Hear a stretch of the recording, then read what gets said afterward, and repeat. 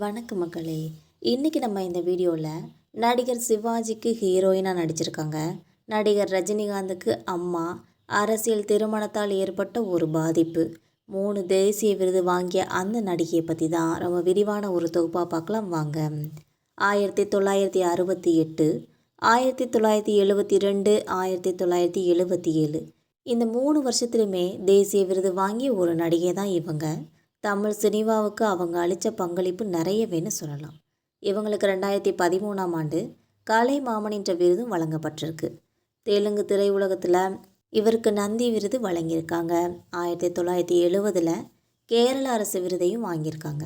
உண்மையாகவே ஒரு lady super ஸ்டார்ன்ற அர்த்தத்துக்கு சொந்தக்கார ஒரு நடிகைன்னே சொல்லலாம்.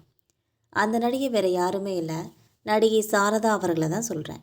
ஆந்திராவோட தென்னாலின்ற பகுதியில் தான் பிறந்திருக்காங்க. இவங்களோட இயற்பெயர் சரஸ்வதி தேவி. தாயோட வற்புறுத்தல் காரணமாக தான் சின்ன வயசில் இசை நடனத்தை பழகிக்கிட்டாங்க. தன்னோட 8ஆம் வகுப்பு படிப்பை நிறுத்திக்கிட்டதா சொல்கிறாங்க.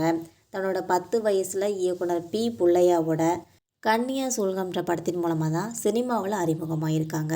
இதில் NT ராமராவ் மற்றும் சாவித்ரி எல்லோருமே நடிச்சிருப்பாங்க. தெலுங்கில் நிறைய படங்களில் நடித்தவங்க. கடந்த 1963ஆம் ஆண்டு நடிகர் திலகம் சிவாஜி கணேசனோட தமிழில் வெளியான படம் தான் குங்குமன்ற படம். இந்த படத்தின் மூலமாக தான் நம்ம தமிழ் திரையுலகத்தில் நடிகையாக அறிமுகமாகியிருக்காங்க.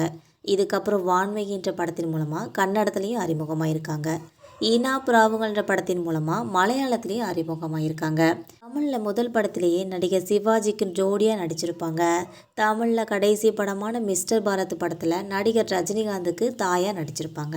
இடையில் வாழ்க்கையை வாழ்வதற்காக துலாபராபம், ஞான ஒளி, என்னை போல் ஒருவன் சொல்லி பல படங்களில் நடிச்சிருப்பாங்க நடிகை சாரதா அவர்கள்.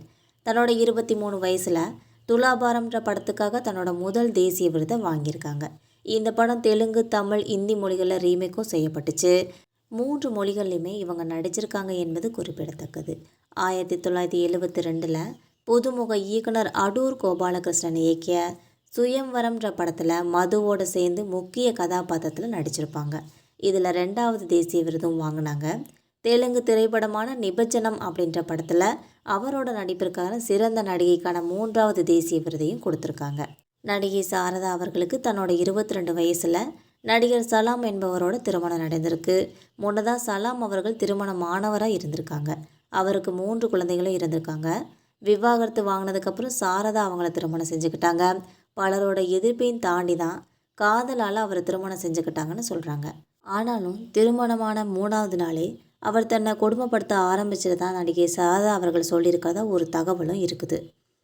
சினிமாவில் கோலாச்சி நேரத்தில் தெலுங்கு தேசம் கட்சியிலையும் சேர்ந்தாங்க நடிகை சாரதா அவர்கள்.